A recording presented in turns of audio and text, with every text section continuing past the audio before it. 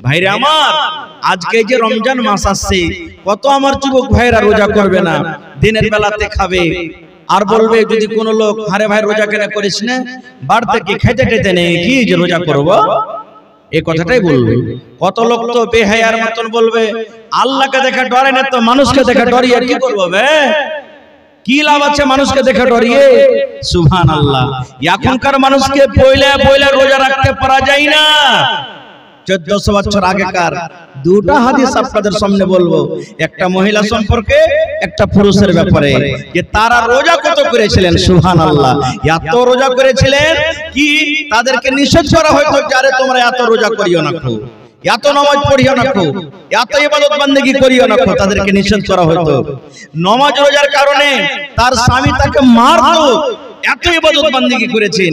আর আজকে আমরা মুসলমান, সুবহানাল্লাহ, ওই কোরআন আমাদের কাছে, ওই নবীর হাদিস আমাদের কাছে, কিন্তু আমরা বইলা বইলা বইলা বইলা গলন্ত হয়ে যাচ্ছি, কিন্তু আমরা না মসজিদে নিয়ে যেতে পারছি না এক মাস সঠিকভাবে রোজা রাখতে পারছি। যেমন একটা হাদিস আপনাদের সামনে তুলে ধরি, বুখারী শরীফের হাদিস। তিনজন সাহাবী নবীর বাড়ি এলেন, ভালো করে শুনবেন হাদিসটা। তিনজন সাহাবী নবীর বাড়ি এলেন, আসার পর দেখছেন যে নবীজি বাড়িতে নেই। নবীজির ইবাদত সম্পর্কে জানার জন্য, নবীজি কখন নামাজ পড়েন, নবীজি কখন তেলাওয়াত করেন, নবীজি কখন রোজা রাখেন, নবীজি কখন জিকির আজকার করেন, নবীজির জীবনী ইবাদত সম্পর্কে জানার জন্য এলেন। এবার নবীর বাড়িতে ঢুকলেন, ঢোকার পর দেখছেন নবী নেই, কোন কামে কাজে গেছেন, দাওয়াতের কামে গেছেন। আল্লাহর নবীর স্ত্রী মা আয়েশা রাদিয়াল্লাহু তাআলা আনহা বাড়িতে আছেন। এবার তিনজন সাহাবী এসে বলছেন, উম্মাহাতুল মুমিনিন, নবীজি বাড়িতে নেই। তো মা আয়েশা বললেন যে না, নবীজি এখন বাড়িতে নেই, কোথায় গেছেন, কামে কাজে বা দাওয়াতের কাজে গেছেন, তাবলীগের কাজে, কি কথা বলো। তো তারা তিনজন বলছেন যে আমরা নবীজির ইবাদত সম্পর্কে একটু জানতে এসেছিলাম, যে নবীজি কখন কোন টাইমে কি ইবাদত করেন। তো মা আয়েশা রাদিয়াল্লাহু তাআলা আনহা বলে দিলেন যে নবীজি এই টাইমে নামাজ পড়েন, এই টাইমে আরাম করেন, এই টাইমে তাহাজ্জুদ পড়েন, এই টাইমে তেলাওয়াত করেন, যা যা নবী করেন বলে দিলেন। তারা তিনজন নবীজির জীবনে শোনা পর তারাকে কম মনে হলো, আল্লাহর নবী কম করতে গেলেও চলবে, আমরা পাপী গুনাহগার বান্দা, নবীর তুলনা তো আমাদেরকে করতে হবে না। নবীজির আগে কারো গুনাহ আল্লাহ মাফ করে দিয়েছেন, পরে কারো গুনাহ আল্লাহ মাফ করে দিয়েছেন। এই জন্য নবীর থেকে বেশি বেশি আমাদেরকে ইবাদত করতে হবে, তাহলে আল্লাহ রাজি হবেন। তো বেশি ইবাদত করব কি? তিনজনের মধ্যে একজন কসম খেয়েছেন, আল্লাহর কসম করে বলে, ভাই রে, জীবনে কোনদিন আমি বিয়ে করব না, জীবনে কোনদিন আমি বিয়ে করব না, কারণ বিয়ে করতে গেলে সংসার বাড়বে, ঝামেলা হবে, ছেলে মেয়ে জন্ম নেবে, মাঠে ঘাটে তাদের জন্য খাটতে যেতে হবে রে ভাই। জীবনে কোনদিন বিয়ে করব না, কুঁয়ারা হয়ে নিজের জীবনটাকে আমরা কাটিয়ে দেব, আল্লাহ রাব্বুল আলামিনের ইবাদত বন্দেগী করে নিজের জীবনটাকে কাটিয়ে দেব। একজন কসম খেলেন, জীবনে কোনদিন বিয়ে করব না। তিনজনের মধ্যে আর একজন কসম খেয়েছেন, ভাই রে, আমি আল্লাহর কসম করে বলি রে ভাই, জীবনে কোনদিন রাতের বেলাতে ঘুমাবো না, তাহাজ্জুদের নামাজ পড়ে পড়ে আমরা রাত কাটিয়ে দেব, রাতের বেলাতে আরাম করব না, রাতের বেলাতে আমি ঘুমাবো না, তাহাজ্জুদের নামাজ পড়ে জিকির আজকার করে করে করে করে রাতটাকে কাটিয়ে দেব। আর একজন বলছেন, ভাই রে, আমি আল্লাহর কসম করে বলি, আমি জীবনে কোনদিন রোজা ছাড়বো না রে ভাই। রমজান মাসের তো এক মাস রোজা রাখবো, আর আল্লাহ রাব্বুল আলামিন যে সমস্ত দিনে রোজা রাখতে মানা করেছেন, যেমন ঈদ বকরাইদের দিন রোজা রাখা চলবে না, ঈদের দিন রোজা রাখা চলবে না, বকরাইদের দিন রোজা রাখা চলবে না, আইয়ামে তাশরিক 3 দিন আছে ওগুলো তো রোজা রাখা চলবে না, বছরে 5টা দিন রোজা রাখতে হবে না। সেই সাহাবী বলছেন, ভাইরে আল্লাহর কসম করে বলি, আমি জীবনে কোনোদিন রোজা ছাড়বো না, আমি রোজা চালিয়ে যাব, রোজা চালিয়ে যাব। তিনজনের মধ্যে একজন কসম খাইলেন কি, জীবনে কোনোদিন বিয়ে করব না। একজন কসম খাইছেন, জীবনে কোনোদিন রাতের বেলাতে আমি ঘুমাবো না। আর একজন কসম খেয়ে বলছেন, জীবনে কোনোদিন রোজা ছাড়বো না। তিনজন কসম খেয়ে নিলেন। তিনটা ইবাদত সম্পর্কে। আর ওরা হাঁটতে শুরু করেছেন নিজের বাড়ির দিকে। ধরেন 10 কদম গেছেন, ইতিমধ্যে নবীজি বাড়ি ঢুকে গেছেন, বাড়ি চলে এসেছেন। আসার পর তখন মা আয়েশা রাদিয়াল্লাহু তাআলা আনহা আল্লাহ নবীর স্ত্রী তখন বলছেন, নবীজি আর কি আপনি জানেন? বলছে কি হয়েছে? ওই যে তিনজন দেখেন আপনার ইবাদত সম্পর্কে জানতে এসেছিল, আপনার ইবাদত সম্পর্কে ওদেরকে জানালাম, তো অল্প কম মনে করে তারা তিনজন আপসের মধ্যে একজন বলছে জীবনে কোনোদিন রাতে ঘুমাবো না, তাহাজ্জুদের নামাজ পড়ে রাত কাটাবো, নফল নামাজ পড়ে রাত কাটাবো। একজন কসম খেয়ে বলছে জীবনে কোনোদিন বিয়ে করব না, বিয়ে করতে গেলে সংসার বাড়বে, ঝামেলা লাগবে। আরেকজন কসম খেয়ে বলছে আমি কোনোদিন রোজাই ছাড়বো না, সারা জীবন রোজা চালিয়ে যাবো। पिंडाल के सामने इस कोने में कोई मोटरसाइकिल लगा के लॉक कर दिया है, पिंडाल के सामने से गाड़ी हटाइए, अब लॉक खोलो। अरे इतनी कम भीड़ में बच्चा हरा गया है, अगर किसी को मिले तो स्टेज पहुंचा दो। তো তিনজন কসম খেলেন, তো রাসূল বললেন যে ঠিকই না তো? হ্যাঁ। এবার নবীজি তাদেরকে ডাকলেন, এই আমার সাহাবীরা শুনো তোমরা এখানে। তারা পাঞ্জরে এলেন। আসার পর রাসূল বলছেন যে তোমরা নাকি তিনজন এরকম কথা বলেছো? তারা বলছেন জি হুজুর, এরকম তো আমরা কথা বলেছি। রে আমার ভাইরা শুনেন, মায়েরা খালারা শুনেন, দয়ার নবী বললেন সাহাবীরি তোমরা বলছো জীবনে কোনোদিন রোজা রাখবো না, রোজা ছাড়বো না। আমি নবীজি মাঝে মাঝে রোজা রাখি আর মাঝে মাঝে আমি রোজাকে ছেড়ে দিই। তোমরা বলো জীবনে কোনোদিন রাতের বেলাতে ঘুমাবো না রে সাহাবী। আমি নবী রাতের বেলাতে ঘুমাই আর রাতের বেলাতে ওঠার পর আমি ঘুমের পর রাতের বেলাতে আমি তাহাজ্জুদের নামাজ পড়ে। আরে আমার সাহাবী শুনে নাও, তোমরা কসম খেয়েছো জীবনে কোনোদিন বিয়ে করব না। আমি নবী দেখো রে, আমার 11টা স্ত্রী বাড়িতে, আমি 11টা নারীকে আমি বিয়ে করেছি। এই আমার সাহাবী শুনে নাও, ফামান রাযবান সুন্নতি ফালাইসা মিন্নি। আমি নবী আমি যা করব তার থেকে যদি তোমরা বাড়িয়ে করো নেকি মনে করে, যদি নেকির উদ্দেশ্যে আমি নবী আমার থেকে বেশি বেশি করার তোমরা চেষ্টা করো, তাহলে জেনে রাখো ফালাইসা মিন্নি, সে কিন্তু আমার উম্মত হতে পারে না। হাদিসটা কেন বললাম? এই জন্য আমি বললাম কয়েকটা কথা এখানে লুকিয়ে আছে, তার মধ্যে একটা কথা আমি এই জন্য বললাম যে সেই সাহাবায়ে কেরাম কেমন ছিলেন। তারা তো মানুষ যে তারা কসম খেয়েছিলেন সারা জীবন রোজা করব, রোজা ছাড়বো না, কিন্তু নবীর তারিখে এটা নাই। কারণ যে শরীরটাকে আরাম দিতে হবে, তোমার উপরে তোমার বিবির হক আছে, তোমার উপরে তোমার বাচ্চার হক আছে, তোমার উপরে তোমার মেহমানের হক আছে। সমস্ত হককে বাদ দিয়ে তুমি একা আল্লাহর ইবাদত করো, এরকম ইবাদত তোমার আল্লাহ কবুল করবেন না। ভাই তারা কেমন সাহাবী ছিলেন যে জীবন ভর রোজা রাখবে বলে তারা কসম খেয়েছেন। আর আজকে আমরা মুসলমান এক মাস রোজা যেটা আল্লাহ ফরজ করেছেন, এই এক মাস আমরা রোজা রাখতে পারি না।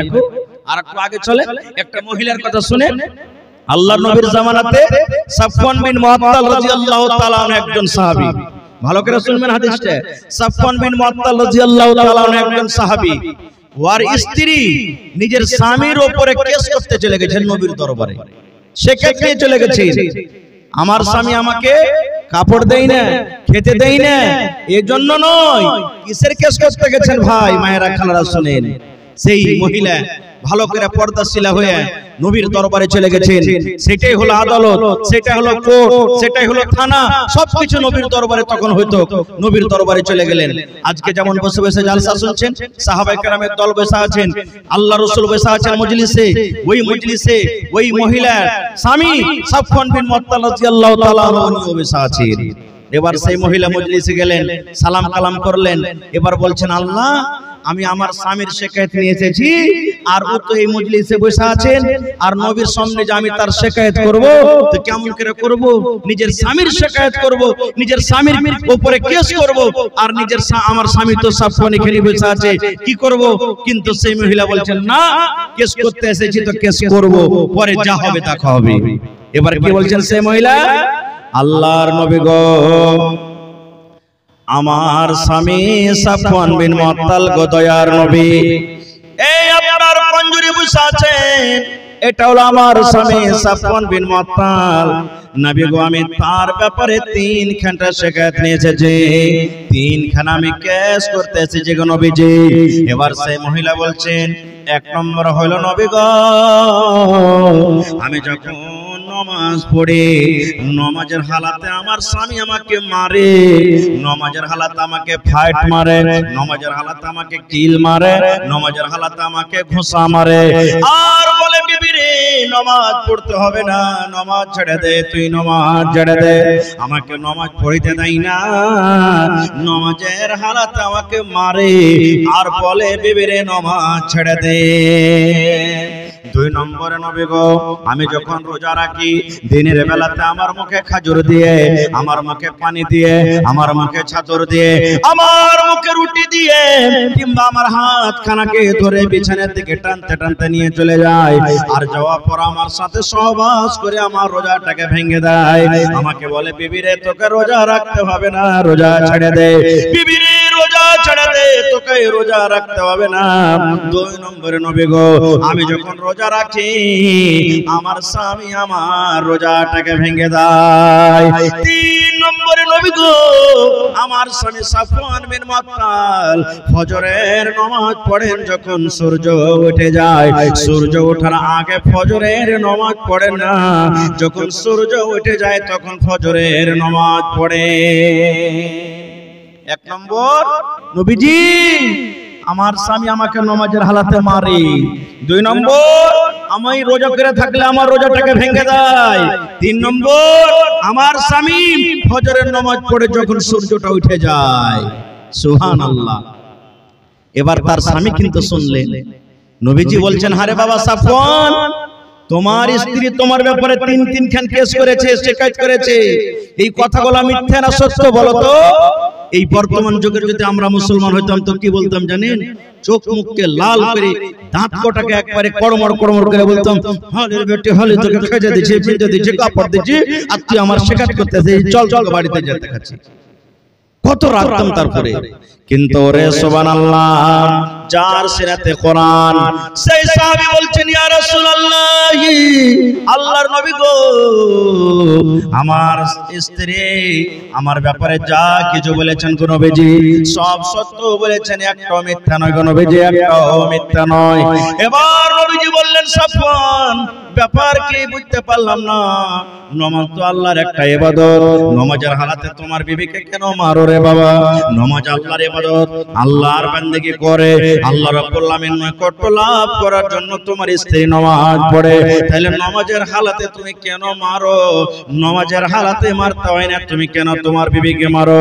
এবার সাফওয়ান বিন মুআত্তাল বললেন ইয়া রাসূলুল্লাহ আল্লাহর নবী গো আমি কেন মারি? তাইলে দয়া করে শুনেন গো নবীজি, আমি একটা গরিব মানুষ, মাঠে কাম কাজ করতে চলে যাই গো নবীজি, আমি সারা দিন মাঠে কাম কাজ করে এবার সন্ধ্যাবেলাতে যখন বাড়িতে আসি, বাড়িতে আসার পর আমার স্ত্রী আমার জন্য খাবার দিয়ে দেয়, আমার জন্য বিছানাটাকে রেডি করে দেয়, তারপরে নামাজ পড়তে শুরু করেন গো নবীজি।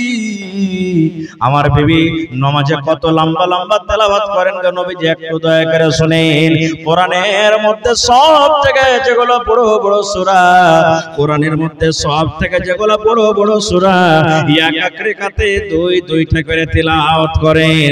কোরআনের মধ্যে সব থেকে বড় বাকারা সূরা, আলে ইমরান সূরা, সূরা মায়েদা, সূরা নিসা, এগুলা কোরআনের মধ্যে সব থেকে বড় বড় সূরা গো নবীজি। আল্লাহর নবী গো দুইটা সূরাতে 4 পারা কিংবা 4.5 পারা করে কোরআন হয়ে যায়। নবী গো এক রাকাত নামাজ পড়তে গেলে 4 পারা কিংবা 4.5 পারা কোরআন তেলাওয়াত করেন। এবার আপনি বলেন এক রাকাত নামাজ পড়তে যা যদি 4 পারা 4.5 পারা কোরআন তেলাওয়াত হয়, তাহলে 4 রাকাত নামাজ পড়তে কত সময় লাগতে পারে? কোনদিন রাত 3টা হয়ে যায়, কোনদিন রাত 4টা হয়ে যায়, কোনদিন মুয়াজ্জিন সাহেব আসসালাতু খায়রুম মিনান নাওম ফজরের আযান পর্যন্ত দিয়ে দেয়। এবার নবী গো আপনি জানেন আমি একটা গরিব মানুষ, বিছানায় আমার ঘুম আসে না, বিছানায় আমার সারা দিনের আমি খাস্তানা মানুষ, ক্লান্ত হয়ে থাকি, আমার বিছানায় কিন্তু ঘুম আসে না, আমি অপেক্ষা করি বিবি রে নামাজ তুমি ছেড়ে দাও, নামাজটাকে তুমি ছোট্ট করে পড়ো রে বিবি, আমার বিছানায় তুমি একটু আইসো, আমার পাঞ্জরে তুমি একটু ঘুমাও, আমার মাথাটা তুমি একটু দাবিয়ে দাও, গা হাতে একটু তেল দিয়ে দাও, কিন্তু আমার বেবি আমার কথা শুনি না। লম্বা লম্বা করে তেলাওয়াত করে করে নামাজ পড়ে নবীজি। একদিন বোঝালাম, 2 দিন বোঝালাম, 3 দিন 4 দিন বোঝালাম। যখন আমার কথা না মানে না বুঝে, তখন আমি নামাজের হালাতে তাকে মারি আর বলে, বিবিরে নামাজ ছেড়ে দে, তোকে নামাজ পড়তে হবে না। নারে তাকবীর। তো ভাই আমার, আমাদেরকে একদিন এই দুনিয়া থেকে যেতে হবে, এই মতটা বলে বিশ্বাস আছে না নাই? মত বলে বিশ্বাস আছে? জি, মত বলে বিশ্বাস আছে। আমি আপনি কি পৃথিবীর কোনো মানুষই বাঁচতে পারবে না, একদিন মরতে হবে। আল্লাহ তাবারাক ওয়া তাআলা কোরআনে সূরা রহমানে বলছেন, কুল্লু মান আলাইহা ফান, যত পৃথিবীতে জিনিস আছে সব একদিন ফানা, ধ্বংস হয়ে যাবে। আর বাঁচবে কি? আল্লাহ তাবারাক ওয়া তাআলার জাত, আল্লাহ তাবারাক ওয়া তাআলা বাঁচবেন। আল্লাহ তাবারাক ওয়া তাআলা ছাড়া দুনিয়াতে, হ্যাঁ দুনিয়াতে 100 ঘুরিয়ে দেন, দুনিয়াতে কেউ বাঁচতে পারবে না আল্লাহ তাবারাক ওয়া তাআলা ছাড়া। ভাই আমার, তাহলে আমরা যে নবীর উম্মত, আমরা যে নবীর উম্মত, সেই নবীটার নাম একটু বলতে পারবেন আপনারা? সামনে থেকে বলেন তো, সেই নবীর নাম কি? একটু উঁচা করে বলেন। মুহাম্মদ, মুহাম্মদ, একটু জোরে বলেন, মুহাম্মদ সাল্লাল্লাহু আলাইহি সাল্লাম। জি, এটা শিখতে হবে ভাই। কত জায়গাতে দেখবেন, কত ছেলেকে দেখতে যাওয়া গেছে, বলছি হারে ভাই আমরা কোন নবীর উম্মত, আমাদের শেষ নবীর নামটা কি বলো তো? বলতে পারিনি। এই জন্য মুসলমান যদি নবীর নাম না জানে, তাহলে এর থেকে হতভাগা পোড়া কপাল দুনিয়া তার কি আছে ভাই। তো খার যা হোক, আমাদের নবীর একটু মতের কথাটা আপনাদের সামনে বলবো, যে আমাদের শেষ নবীও মত থেকে বাঁচতে পারেনি, দুনিয়া থেকে চলে গেছেন। তা আমি আপনি কি? যে নবীর ব্যাপারে আল্লাহর নবীর একজন সাহাবী হযরত আবু হুরায়রা রাদিয়াল্লাহু তাআলা আনহু একজন নবীর পাঞ্জরে বসে আছেন। 14 দিনকার চাঁদ ঝলমল ঝলমল করে আকাশে জ্বলছে, পূর্ণ চাঁদ। আবু হুরায়রা একদিন নবীর দিকে দেখছেন, আর একবার চাঁদের দিকে, একবার নবীর মুখের দিকে দেখছেন, একবার চাঁদের দিকে দেখছেন, একবার নবীর মুখের দিকে দেখছেন, একবার চাঁদের দিকে দেখছেন। 2-4 বার যখন হয়েছে, সুবহানাল্লাহ, আল্লাহর রাসূল বলছেন, আবু হুরায়রা ব্যাপারটা কি? আরে একবার তুমি চাঁদের দিকে দেখো, একবার আমার দিকে দেখো, কিছু বুঝতে পারি না। তা আবু হুরায়রা বলছেন, আল্লাহ রাসূল, আমি আবু হুরায়রা বুঝতে পারি না, পার্থক্য করতে পারি না যে চাঁদটা বেশি সুন্দর কি আপনি বেশি সুন্দর। ওরে সুবহানাল্লাহ, বলছেন আমি বুঝতে পারি না যে চাঁদটা বেশি সুন্দর কি আপনি সুন্দর। এইবারে এটা নবীর খুব সত্যির কথা। এবার নবীর শরীরতে যে পাসিনা আসতো, ঘাম, আমাদের শরীরে যদি ঘাম আসে, সুবহানাল্লাহ, তো এই ঘামটা যদি আমাদের শরীরে যদি জামা কাপড় ভিজে যায়, আশেপাশেকার লোকেরাকে ভালো লাগবে না খারাপ লাগবে? জোরে বলেন, ভালো লাগবে না খারাপ লাগবে? হ্যাঁ, স্ত্রী যেটা বাড়িতে আছে ইও ঘৃণা করবে, আর বলবে যে এত ঘাম আছে, যা গোসল করে এসে, বলবে না এত দুর্গন্ধ। কিন্তু নবীর ঘামের ব্যাপারে জানেন, সুবহানাল্লাহ। আল্লাহর নবী একদিন শুইতা আছেন, আল্লাহ রাসূল একদিন শুইতা আছেন চামড়ার বিছানায়। এই মতো এখন কোথায় মাখমাল সুতি এই ওই কোথায় পাবেন? 1400-1450 বছর আগের বিছানা কি চামড়ার বিছানা ছিল আল্লাহ রাসূলের, শুইতা আছেন। এবার আল্লাহ নবীর একজন ফুফু, সুবহানাল্লাহ, নবীজি ঘুমিয়ে আছেন, শুইতা আছেন, আর ঘাম যে ঝরছে, তো সুতির জিনিসে শুইছে লিবে ঘামটা, কিন্তু চামড়া জিনিসে কি শুষবে, শুকাবে? জমা জমা হয়ে গেছে ঘামটা।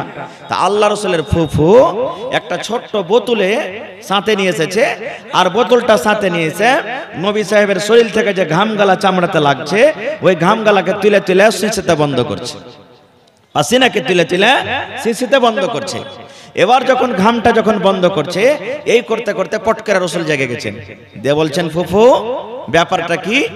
তুমি এই আমার ঘামগালাকে এত ভরছো মানে? সুবহানাল্লাহ। এবার নবীজির ফুফু কি বলছেন? বেটা মোহাম্মদ, এই জন্য আমি তোমার ঘাম গোলাকে শেষের মধ্যে রাখি রে বেটা। জমিনের উপরে আকাশের তলাতে আল্লাহ রাব্বুল আলামিন যত প্রকারের আতর তৈরি করেছেন, আল্লাহ রাব্বুল আলামিন যত প্রকারের সেন্ট তৈরি করেছেন রে ভাতিজা, আমি তোমার ফুফু সব সেন্ট আমি লাগিয়ে রেখেছি। কিন্তু ভাতিজা মোহাম্মদ, তোমার শরীর থেকে যে ঘাম গোলা বের হয়, তোমার শরীর থেকে যে পাসিনা বের হয়, এই তোমার পাসিনা থেকে আতর তোমার পাসিনা থেকে এই যে একটা খুব সুন্দর দুর্গন্ধ বের হয়, সুগন্ধ বের হয়, তোমার পাসিনা থেকে একটা খুব সেন্ট আতর বের হয়। দুনিয়াতে আল্লাহ রাব্বুল আলামিন মনে হয় এরকম কোন আতর তৈরি করেনি যে তোমার পাসিনা তোমার ঘাম থেকে বেশি সেন্ট করতে পারে। ভাতিজা মোহাম্মদ, আমার বাড়িতে আতরের শিশি আছে, আমার বাড়িতে আতরের বোতল আছে, তোমার এই ঘামগুলাকে আমি শিশিতে জমা করে রাখলাম এই জন্য রে, যে আমার বাড়িতে যে আতর আছে এক ফোঁটা দুই ফোঁটা করে, এক বন্ধ দুই বন্ধ করে তোমার পাসিনা তোমার ঘামগুলাকে আমি আতরে মিলিয়ে মিলিয়ে আমার গায়ে আমি লাগাবো।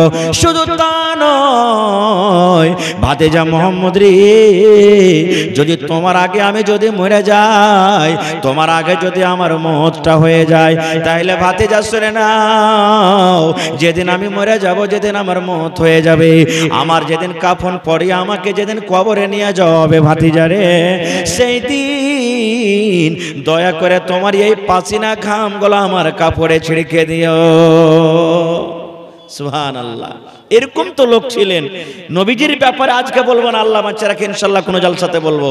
তাহলে এরকম লোকের কাছে মত এসেছেন, লোকটা বাঁচিয়ে দুনিয়া থেকে চলে গেছেন। নবীজির 8 দিন থেকে কি ঘটনা ঘটছে ওদিকে যাব না। যেদিন নবীজি মারা যাবেন তার একদিনকার ঘটনা। নবীজির বাড়িতে যে গোলাম ছিল, গোলামকে আজাদ করে দিলেন। নবীজির কাছে যা অস্ত্র সামান ছিল সবকে দান করে দিলেন। এবার নবীজির পালা, নবীজির বাড়ি মা আয়েশা রাদিয়াল্লাহু তাআলা আনহার বাড়িতে। নবীজির জানেন যে 11টা স্ত্রী ছিলেন, এটা একটা স্ত্রীর বাড়ি, এটা একটা স্ত্রীর বাড়ি, এটা একটা স্ত্রীর বাড়ি, এটা একটা বিবির বাড়ি, আর পালা বানিয়ে রেখেছেন, আজকে আর বাড়তে থাকবো, আজকে আর বাড়তে থাকবো, আজকে আর বাড়তে থাকবো, আজকে আর বাড়তে থাকবো। এই করতে করতে করতে নবীজি যখন দুনিয়া থেকে বিদায় হবেন, তো শেষ বাড়ি, শেষ জায়গা নবীর কোথায় ছিলেন? মা আয়েশা রাদিয়াল্লাহু তাআলা আনহার কাছে, মা আয়েশা রাদিয়াল্লাহু তাআলা আনহার কামরাতে। সুবহানাল্লাহ। এবার মা আয়েশা বলেন, ওরে সুবহানাল্লাহ, নবী আমার যখন দুনিয়া থেকে চলে যাবেন, নবীজির শেষ টাইম, শেষ সময়, আমার নবী সোমবারের দিন বেলা 8টা 9টার সময়তে মারা যাবেন। নবীজির 8টা 9টা 10টার সময়তে মওত হয়ে যাবে। এবার মা আয়েশা বলেন, আল্লাহ, সোমবারের দিন, দিনটা আসার আগে আগে, মানে রবিবারের দিন যাওয়ার পর যেটা রাত্রে ঢুকে গেল, সোমবারে যেটা রাত চললো, আমার নবী বেমারি হালাতে পড়ে আছেন, নবীর মাথাতে ব্যথা চালু হয়ে গেছে, নবীর শরীরে জ্বর চলে এসেছে, নবী আমার থরথর থরথর করে কাঁপছে। দয়ার নবী নামাজ পড়ার জন্য মসজিদে যেতে পারেন না, আমার হুজরাতে, আমার কামরাতে ঘুমিয়ে আছেন। কিন্তু মা আয়েশা বলেন, ওরে সুবহানাল্লাহ, আমার হাবিব, আমার নবী আমার পালাতে আছে, আমার বাড়িতে আছে, আমার নবী এত গরিব মানুষ, সেই রাত্রে নবীকে একটু আলো করব, মুখটা দেখবো বলে, একটা চেরাকটা জ্বালাবো বলে, সেই রাত্রে নবীর বাড়িতে আল্লাহ, আমার নবী হয়তো সেই রাতটা আখরি রাত ছিল, নবীর সেই রাতটা আখরি রাত ছিল। দয়ার নবী দুনিয়া থেকে চলে যাবেন, নবীর মুখটা অন্ধকার রাত্রে, আমি নবীকে নিয়ে বসে আছি, আমার নবীর চেহারাখানা আমি দেখতে পাই না।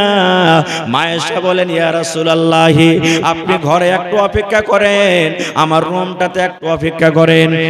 মা আয়েশা বলেন, আমি পড়োশিতে চলে গেলাম, আমার প্রতিবেশীতে আমি চলে গেলাম, আর যাওয়ার পর ঘরে জ্বালাবার জন্য একটু আমি কেরোসিন তেল আমি ধার করে নিয়ে আসলাম। কেরোসিন তেল ধার করে নিয়েছি, আমি দয়ার নবীর জন্য ঘরটাকে আলো করে দিলাম। এই করে করে সুবহানাল্লাহ, ফজরের আযান হয়ে গেল, মুয়াজ্জিন সাহেব আসসালাতু খায়রুম মিনান নাওম বলে দিয়েছে। আমার নবী মসজিদে যাইতে পারেন না, এবার নামাজের জামাতের টাইম হয়ে গেল, জামাতের সময় হয়ে গেল। দয়ার নবী নিজের শ্বশুর আবু বকরকে বলছেন, আবু বকর, আমি আর মসজিদে যেতে পারবো না বাবারি, মসজিদে যাওয়ার আমার শক্তি নাই, তুমি দয়া করে আমার জায়গাতে দাঁড় হয়ে তুমি ফজরের জামাতটা তুমি পড়ে নাও, ফজরের নামাজ পড়ে নাও। বাবা যাও আবু বকর, আমি নবী তোমাকে আদেশ করলাম, যাও তুমি নামাজ পড়ে নাও। আবু বকর কিন্তু নামাজ পড়াইতে যান না, মুসাল্লাতে যেমনই দাঁড় হয়ে গেলেন, নবীর জায়গাতে যেমনই দাঁড় হয়ে গেলেন, আবু বকরের চোখ দিয়ে ঝরঝর করে পানি ঝরতে লাগলো, এমন জোরে করে পানি ঝরতে লাগলো, চোখের পানিতে সমস্ত দাড়িগুলো ভিজে গেল। আবু বকর কেন কাঁদলেন? এই জন্য কাঁদছেন, আল্লাহ রে, আমার নবী এই জায়গাতে দাঁড় হয়ে সারা জীবন আমাদেরকে নামাজ পড়ালেন। আর আমি আবু বকর নবীজির জায়গাতে আমি কেমন হয়ে দাঁড় হয়ে আমি নামাজ পড়াবো? আমি আবু বকর সহ্য করতে পারবো না, সহ্য করতে পারবো না। আমার নবী রুমের মধ্যে নামাজ পড়বেন, আমার নবী ঘরে বসে থাকবেন, আর আল্লাহ আমি নবীর সামনে কেমন করে নবীর জায়গাতে দাঁড় হয়ে নামাজ পড়বো? এবার শেষ কথা আবু বকর নামাজ পড়াইতে লাগলেন। দয়ার নবী মা আয়েশাকে বলছেন, আয়েশা এই মসজিদের আমি আমার সাথী রেখে বন্ধুরাকে দেখবো কিভাবে তারা জামাতে নামাজ পড়েছে, আমার জন্য একটু জানলাটা খুলে দাও, আমার জন্য তুমি একটু পর্দা খাঁটা হটিয়ে দাও। যেমনই পর্দা হটিয়ে দেওয়া, দয়ার নবী দেখছেন মসজিদে নববীতে আমার সাহাবীরা নামাজ পড়েছেন। এবার নামাজ পড়তে দেখে দয়ার নবীর চোখ দিয়ে ঝরঝর ঝরঝর করে পানি ঝরতে শুরু হয়ে গেছে। আমার নবী কাঁদতে লাগলেন। মা আয়েশা বলছেন, ইয়া রাসূলুল্লাহ, আল্লাহ রাসূল গো আপনি কেন কাঁদছেন? এটা বুঝতে পারি না, আপনার সাহাবীরা তো জামাতের সাথে মসজিদ ভর্তি হয়ে নামাজ পড়ছে, আপনি খুশি না হয়ে আপনি কাঁদছেন, ব্যাপারটাকে বুঝতে পারলাম না। আল্লাহ রাসূল বলছেন, আয়েশা রে, আজকে আমার চোখ দিয়ে যেটা পানি ঝরে রে আয়েশা, আজকে আমি যে কান্দি আমার চোখ দিয়ে যেটা জল ঝরে রে আয়েশা, এটা কোনো দুঃখের কান্দন নয়, দুঃখের কান্দন নয়, এটা খুশির কান্দন, এটা খুশির কান্দন। কিয়ামতের দিন আল্লাহ যখন আমাকে জিজ্ঞাসা করবে, আয়েশা এ মুহাম্মদ তোমার উম্মতকে তুমি কোন অবস্থাতে ছেড়ে এসেছো, তখন আমি আল্লাহ রাব্বুল আলামিনের দরবারে জবাব দেব, মাবুদ আমি আমার উম্মতকে নামাজের হালাতে আমি ছেড়ে এসেছি, নামাজের হালাতে আমি ছেড়ে এসেছি, এই জন্য আমি কাঁদছি। শেষ কথা, লম্বা ঘটনা আছে ভাই, সব কথা বলা যাবে না। বেলা মোটামুটি 7টা 8টা হয়ে গেল। নবীজির আঞ্জর পাঞ্জরে সব টিভি গোল হয়ে বসে আছেন। এবার সাহাবায়ে কেরাম, যেমন আপনারা জালসা শুনছেন, নবীজি বেমারি হালাতে পাসিনা ছুটছে, গামলা রাখা আছে পানির, রাসূল হাত গামলাতে ডুবাইছেন আর পাসিনা মুছছেন, গামলাতে ডুবাইছেন আর পুছছেন, আর মনে মনে পড়ছেন লা ইলাহা ইল্লাল্লাহ, লা ইলাহা ইল্লাল্লাহ, মনে মনে এই দোয়াটা পড়ছেন। এবার রাসূল বলছেন, আমার মা ফাতেমা কই? নবী বলছেন, আমার বেটি ফাতেমা কই? আমি শেষ দেখা করব বেটির জন্য, কই আমার বেটি ফাতেমা? একজন সাহাবী চলে গেলেন ডাকতে, ফাতেমা তোমার আব্বু তোমাকে ডাকছে, তাড়াতাড়ি করে চলো। ফাতেমা চলে এলেন, সব বিবিরা বসে আছে নবীর পাঞ্জরে। এবার নবীজি বেটিকে কোন এমন যে গল্প করবেন বেটির কানে কানে, এবার ইশারা করে বলছেন, কথা তো ভালো করে বলতে পারে না, জোর করে বলতে পারে না, কমজোর হয়ে গেছেন নবীজি। এবার নবীজি বেটিকে বলছেন, বেটি রে তোমার কানটা আমার মুখের কাছে লাগিয়ে দাও রে মা, তোমাকে আমি ছোট্ট করে কিছু কথা বলবো। বেটি তোমার কানটা আমার মুখের কাছে লাগাও তো, তোমাকে কিছু কথা বলবো। ওরে সুবহানাল্লাহ, নবীজি আস্তে আস্তে করে ফাতেমাকে কোন এমন কথা বললেন। নবীর কথা শুনে, আব্বার কথা শুনে ফাতেমার চোখ দিয়ে ঝরঝর ঝরঝর করে পানি ঝরতে শুরু হয়ে গেল। ফাতেমা কাঁদতে লাগলেন, ফাতেমা হাওমা হাওমা করে চিৎকার করে কাঁদতে লাগলেন, ফাতেমার চোখ দিয়ে পানি ঝরতে শুরু হয়ে গেল। দয়ার রাসূল বলছেন, আল্লাহ আমার কথা শুনে আমার মা ফাতেমা কাঁদতে লেগেছে, তার চোখ দিয়ে পানি ঝরতে শুরু হয়েছে। এবার দয়ার নবী আবার বলছেন, ও মা ফাতেমা তুমি কেঁদো না মা, তুমি কেঁদো না, তুমি কেঁদো না মা, তোমার চোখে আমি জল দেখতে পারবো না, মা তোমার কানটাকে আর একবার আমার মুখের কাছে লাগাইয়া দাও। এবারে দ্বিতীয়বার নবীজির কানে কানে, এবার মা ফাতেমার কানে নবীজি কোন এমন কথা বললেন, এইবারে ওই কান্না মানুষ এবারে কিন্তু হাসতে শুরু করে দিলেন। প্রথমবার নবীজি কি বললেন, কাঁদতে লাগলেন, দ্বিতীয়বার কানে কানে কি বললেন, হাসতে লাগলেন। শেষ কথা, নবীজি দুনিয়া থেকে চলে যাওয়ার পর কিছুদিন পর আল্লাহ নবীর স্ত্রী মা আয়েশা রাদিয়াল্লাহু তাআলা আনহা ফাতেমাকে বলছেন, বেটি একটা কথা বলবো। বলছে, কি মা? বলছে, বেটি রে যখন তোমার আব্বু মারা যায় ওই টাইমে কোন এমন কথা ছিল যে নবী আমাদেরকে জানাননি, তুমি ওর বেটি আদরের মেয়ে, তোমার কানে কানে আস্তে করে নবী বলেছেন। প্রথমবার বললেন মা তুমি কাঁদেছো, আর দ্বিতীয়বার যখন নবী বলেছেন তুমি হেসেছো। মা কি কথাটা একটু শুনেবে না? এবারে মা ফাতেমা বলছেন, মা হ্যাঁ এখন আপনাকে আমি শোনাবো, আমার আব্বা জান দুনিয়াতে এখন বেঁচে নাই, এখন শোনাবো। বলছে মা গো, আমার আব্বা জান যখন আমার কানে কানে বললেন আমি কাঁদতে লাগলাম। আমার আব্বা জান এই কথা বলেছিলেন, বেটি রে জীবনের মতো তুমি আমাকে আব্বা বলে নাও, আর তুমি আমাকে দেখতে পাবে না, তোমাকে মা মা বলে আর আমি ডাকতে পারবো না, তুমি আমার আব্বা আব্বা বলে আর ডাকতে পারবে না। এই যে আমার বেমারি চলছে, এই আজকে আমার শেষ টাইম, আজকে আমার শেষ সময়, আমি দুনিয়া থেকে চলে যাব বেটি রে, আর তোমার সাথে দুনিয়াতে দেখা হবে না। যখন এই কথাটা বললাম আমি আব্বার মরণের কথা শুনে আমি থামতে পারলাম না গো মা। আমার মনে হয় বুকটা ভেঙে গেল, মাঞ্জাটা মনে হয় আমার ভেঙে গেল, আমার ভিতরটা কেমন কেমন করতে লাগলো। তখন আমি কিন্তু কাঁদতে লাগলাম, আহারি এত সুন্দর মানুষটা দুনিয়া থেকে চলে যাবে, যে আমাকে মা মা বলে ডাকছে, আর তো আমাকে কেউ মা বলবে না, আমি আব্বা বলে কাকে ডাকবো? এই বাবা চিন্তা করে মা গো নবীর মতের কথাটা শুনে আমি কাঁদতে লাগলাম, থাকতে পারলাম না। এবার দ্বিতীয়বার যখন আমাকে নবী বললেন আমি হাসতে লাগলাম। আমার নবী আমার আব্বা জান কানে কানে এই কথা বলেছিলেন, ও মা ফাতেমা বেটি রে তুমি কেঁদো না বেটি, তুমি কেঁদো না, কেঁদো না, কেঁদো না বেটি রে, আমার মৃত্যুর পর আমার বংশের মধ্যে, আমার খানদানের মধ্যে সর্বপ্রথম যেটা কবরে দেখা হবে বেটি রে, সেটা হবে মা ফাতেমা তুমি। আমার মৃত্যুর পর আমার বংশের মধ্যে, খানদানের মধ্যে সব থেকে তোমার সাথে আগে দেখা হবে। যখন আমি এই কথাটা শুনলাম তখন কিন্তু আমি হাসতে লাগলাম। তারপরে নবী আরো একটা কথা আমাকে বললেন, বেটি রে দুনিয়াতে যত মহিলারা জান্নাতে যাবে, দুনিয়াতে যত বেটি ছেলে জান্নাতে যাবে, দুনিয়াতে যত নারীরা জান্নাতে যাবে, ওই সমস্ত নারীদের নেত্রী, সমস্ত নারীদের সরদারনি আল্লাহ রাব্বুল আলামিন ফাতেমা তোমাকে আল্লাহ জান্নাতের ভিতরে করবেন। কিয়ামতের দিন বেটি রে যত মহিলারা জান্নাতের ভিতরে যাবে, সমস্ত জান্নাতি মহিলাদের সরদারনি তুমি হবে, সমস্ত জান্নাতি মহিলাদের মালিক তুমি হবে। আব্বা গো এই কথাটা শুনে মা গো আমি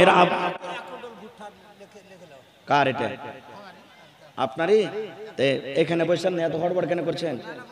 হ্যাঁ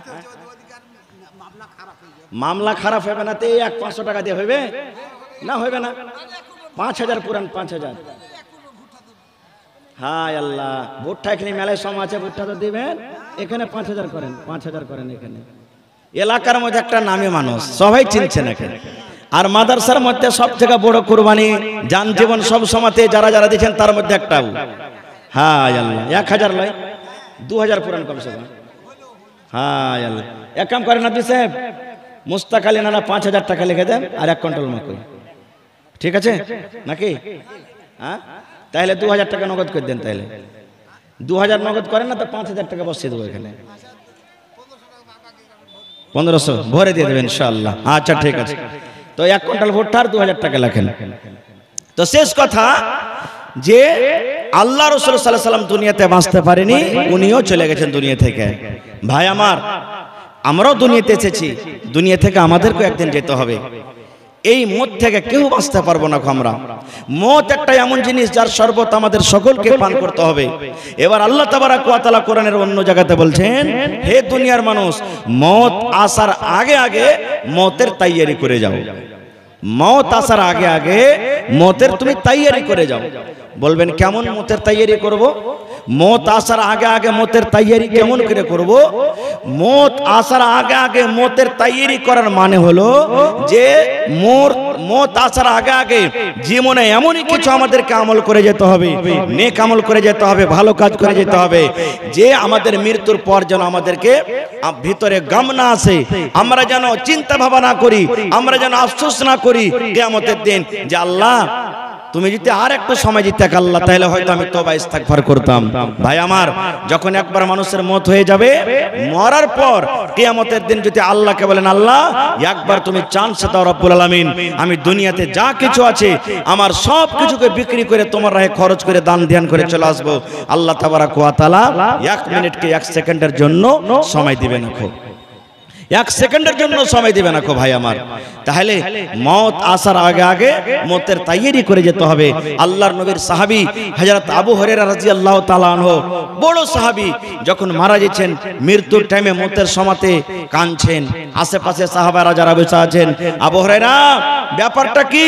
মতের ভয়ে তুমি কাঁদছো নাকি? তুমি দুনিয়া থেকে চলে যাবে, মরে যাবে, তাই বলে কাঁদছো নাকি? তখন আবু হুরায়রা কি বলেছেন জানেন?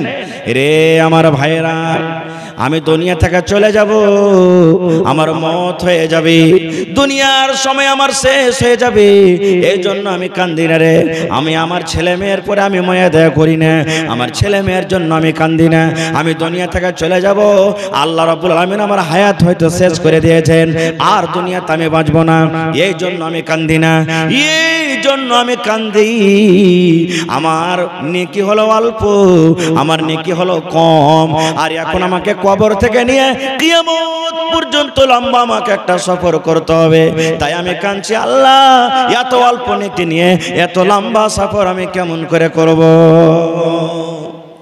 যে সাহাবী আবু হুরায়রাকে আল্লাহ রাসূল দুনিয়াতে জান্নাতের সার্টিফিকেট দিয়েছেন, সেই সাহাবী মতের সময়তে কাঁদছেন যে আল্লাহ এত অল্প নেকি নিয়ে লম্বা সফর কেমন করে করব? তো ভাইরা আমার, আজকে এই মাদ্রাসা যে আছে, মাদ্রাসা হলো মত আসার আগে আগে মতের তৈয়ারি করার একটা জারিয়া, একটা রাস্তা। আল্লাহ রাসূল বলেছেন যে মানুষ যখন মরে যায় ওর নেকির যত রাস্তা আছে সব বন্ধ হয়ে যায়, ইল্লা মিন সালাসাতিন, তিনটা নেকি ছাড়া, তিনটা রাস্তা ছাড়া। তার মধ্যে একটা হলো সাদকায়ে জারিয়া। এই যে মাদ্রাসা করেছেন, আপনি মাকে দিয়েছেন, টাকা দিয়েছেন, গম দিয়েছেন, ধান দিয়েছেন, কত রকম সাহায্য আপনার আছে মাদ্রাসাতে। আপনি যেদিন মরে দুনিয়া থেকে কবরে চলে যাবেন, আর যত বাচ্চারা মাদ্রাসাতে পড়বে কিয়ামত পর্যন্ত, যদি মাদ্রাসা কায়েম থাকে কিয়ামত পর্যন্ত আপনার কবরে আল্লাহ নেকি পাঠাইতে থাকবে। অনলাইন যেটি থাকবে নেকি, আপনার নেকিটা আল্লাহ রাব্বুল আলামিন বন্ধ করবেন না, নেকি যেটি থাকবে। ভাই আমার, তবে আজকে জালসাতে আপনি 5 টাকা দিবেন, 10 টাকা দিবেন, যা দিবেন আপনি নিব। কে দিলা যায় তুমি নাকি কম হয়ে গেল যে 1 কুইন্টাল ভুট্টা আরো দাও না, এদিকে টাকা দাও, আর একখানটা দাও, আর একখানটা দাও, 1000 টাকা পুড়িয়ে দাও। 1 কুইন্টাল ভুট্টার 1000 টাকা, 500 টাকা দাও, আমি জানছি দিবে ইনশাআল্লাহ। নারে তাকবীর।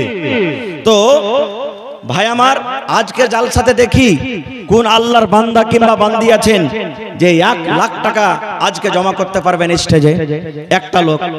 একটা লোক দেখি 50,000 টাকা দিতে পারবেন। তারপরে মাশাআল্লাহ 1000 করোনা হয়েছে গো। এবার মাদ্রাসার আমদানি খুবই কম বাজে, মানে এলাকাতে জালসা হয়নি মেঘ পানির কারণে, আর এই গ্রামেরও কিছু চান্দা খুব কম, মানে মসজিদের সব চান্দা লাগিয়ে দিয়েছে এরা। এলাকা মাদ্রাসা খুব করজে চলছে। আপনারা যত লোক এসেছেন জালসাতে, আপনাদের কাছে আমার অনুরোধ, নিয়াত করেন যে আমার শক্তি হিসাবে আমি 10 টাকা পারি তো 20 টাকা দিয়ে যাব, 100 টাকা পারি তো 200 টাকা দিয়ে যাব, 500 পারি তো 1000 দিয়ে যাব, 1000 পারি তো 2000 টাকা দিয়ে যাব।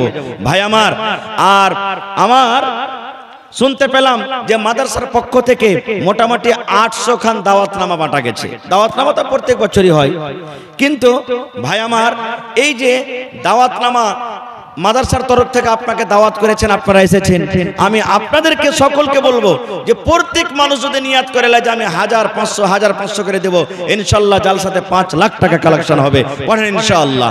তবে একটা লোক দেখি 1 লাখ টাকা, একটা লোক 50,000 টাকা, আর 10-15টা লোককে দেখবো 10,000, 20,000, 25,000 করে।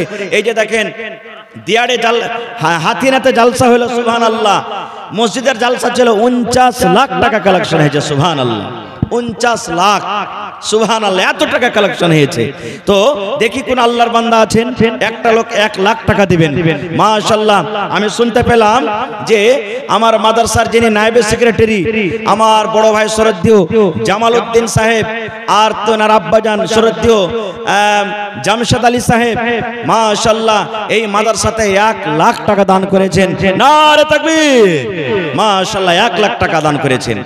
তারপরে আমার শ্রদ্ধেয় আমার বাপজি মুখিয়াজি সাহেব 20,000 টাকা দান করেছেন।